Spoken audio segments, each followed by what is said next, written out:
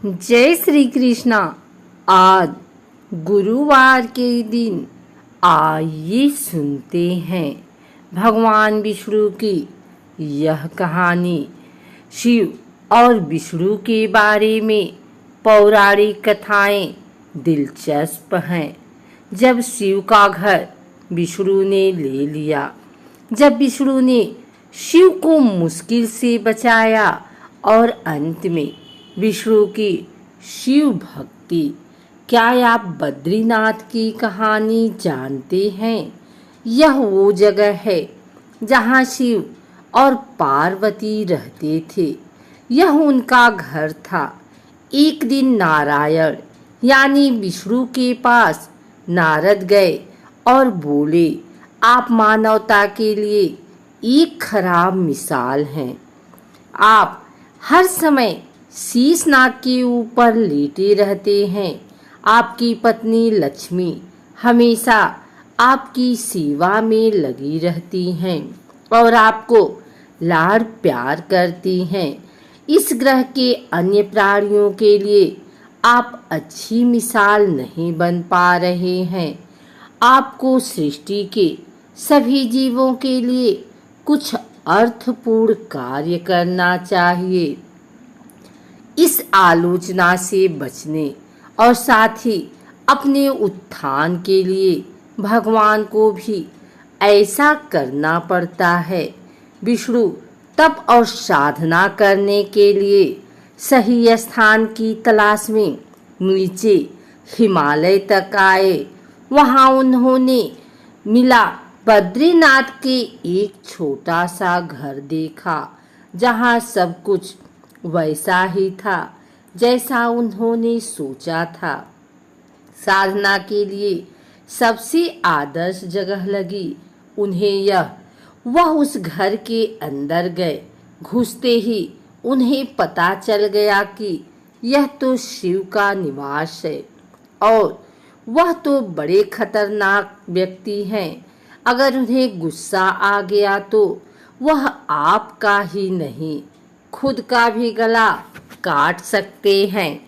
ऐसे में नारायण ने खुद को एक छोटे से बच्चे के रूप में बदल लिया और घर के सामने बैठ गए। उस वक्त शिव और पार्वती बाहर कहीं टहलने गए थे। जब वे घर वापस लौटे तो उन्होंने देखा कि एक छोटा सा बच्चा जोर जोर से रो रहा है। पार्वती को दया आ गई।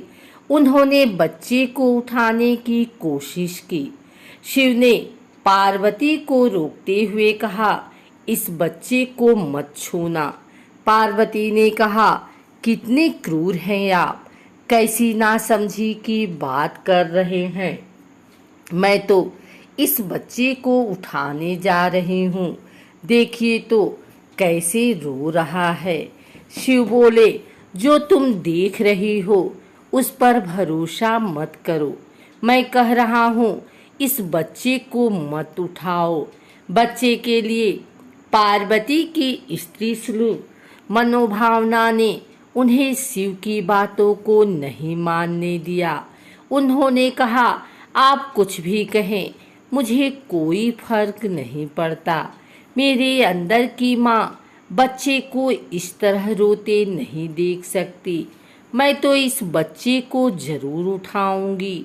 और यह कहकर उन्होंने बच्चे को उठाकर अपनी गोद में ले लिया।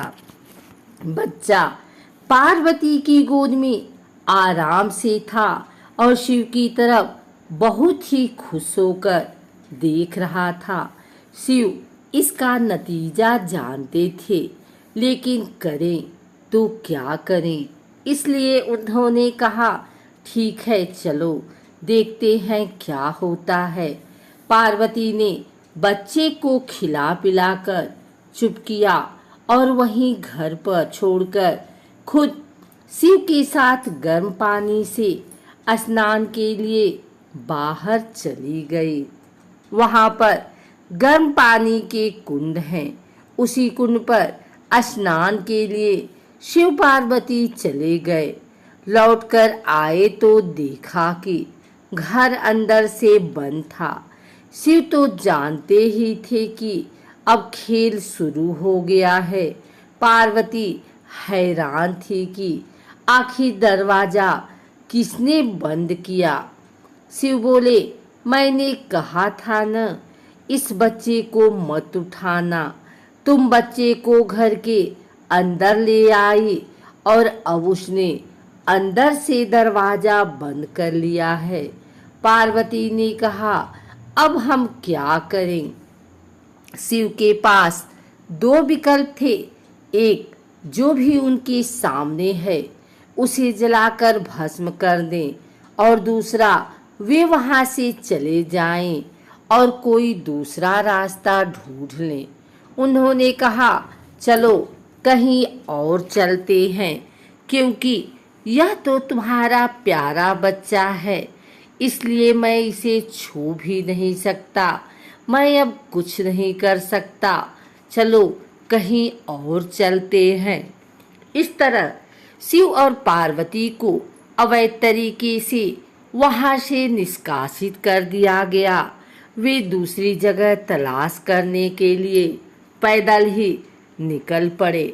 दरअसल बद्रीनाथ और केदारनाथ के बीच एक चोटी से दूसरी चोटी के बीच सिर्फ 10 किलोमीटर की दूरी है। आखिर में वह केदार में बस गए और इस तरह शिव ने अपना खुद का घर खो दिया। आप पूछ सकते हैं कि क्या वह इस बात को जानते थे? आप कई बातों को जानते हैं, लेकिन फिर भी आप उन बातों को अनदेखा कर उन्हें होने देते हैं। आइए सुनते हैं भगवान विष्णु की दूसरी कहानी। यौगिक कथाओं में ऐसी कई कहानियां हैं जिनमें बताया गया है कि शिव की करुणा कोई भेदभाव नहीं करती और वे किसी की इच्छा पर बच्चों की तरह भोलापन दिखाते हैं। एक बार गजेंद्र नामक एक असुर था। गजेंद्र ने बहुत तप किया और शिवजी से यह वरदान पाया कि वह जब भी उन्हें पुकारेगा शिव को आना होगा। त्रिलोकों के सदा शरारती ऋषि नारद ने देखा कि गजेंद्र हर छोटी छोटी बात के लिए शिव को पुकार लेता था, तो उन्होंने गजेंद्र के साथ एक चाल चली। उन्होंने गजेंद्र से कहा, तुमको बार बार क्यों बुलाते हो? वह तुम्हारी हर पुकार पर आ जाते हैं। क्यों नहीं तुम उनसे कहते कि वह तुम्हारे अंदर आ जाएं और वहीं रहें, जिससे वह हमेशा तुम्हारे अंदर होंगे। गजेंद्र को यह बात अच्छी लगी और फिर उसने शिव की पूजा की। जब शिव उसके सामने प्रकट हुए तो वह बोला, आपको मेरे अंदर रहना होगा, आप कहीं मत जाइए। शिव अपने भोलेपन में एक लिंग के रूप में गजेंद्र में प्रवेश कर गए और वहां रहने लगे। फिर जैसे जैसे समय बीता, पूरा ब्रह्मांड शिव की कमी महसूस कर रहा था। कोई नहीं जानता था कि वह कहाँ है। सभी देवगण और शिव खोजने लगे। काफी खोजने के बाद जब कोई यह पता नहीं लगा पाया कि वह कहाँ है, तो वे हल ढूंढने के लिए विष्णु के पास गए। विष्णु ने स्थिति देखी और कहा, वह गजेंद्र के अंदर हैं।